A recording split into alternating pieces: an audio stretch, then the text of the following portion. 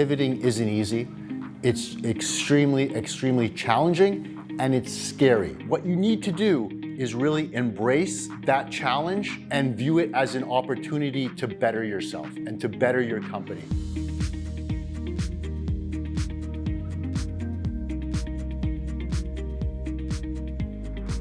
Change is difficult for everyone, especially when you're under such stress. These entrepreneurs, these fitness business owners, they needed a way to really go virtual, and they went to Zoom. But what happened was, it was really cumbersome for them. They're entrepreneurs, fitness studio business owners. They're really in it because they're passionate about fitness, but yet as business owners, they could use a lot of help. So it was really our job during the pandemic to kind of move them and push them towards doing things virtually, which for many business owners, they never had that. Hi, my name is April Craik. I'm the owner, operator, and head trainer at High Ignition Fit Lab in London, Ontario. It was terrifying. I went from running a business that I had figured out, and then all of a sudden I was thrust into a world of technology, and I do not like computers. I do not like technology. And so I just had to shake it off and figure it out. And a big part of being able to figure it out was having a progressive operating system that got on it with one of the best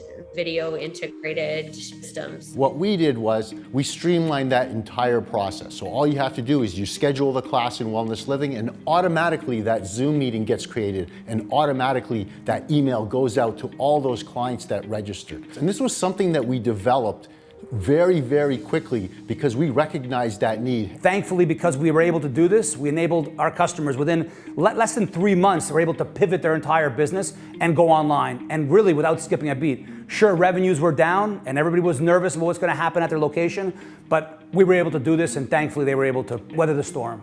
If you guys want places to work out in person in your cities, then when the doors open back up, you've got to go. You've got to support these businesses. Some of them are holding on by the skin of their teeth right now, and if they don't have bodies in the door in the first couple weeks, they're not going to make it. The hybrid model will stay at High Ignition even as the world opens back up, but it's not something that I want to do 100%. They'll want to have the brick and mortar and have our family and our clients come back in and share a space. I definitely see that there's a need for the virtual training. For example, like Australia, we have a bunch of customers out there, and we can see that their sales volumes are well above where they were pre-COVID.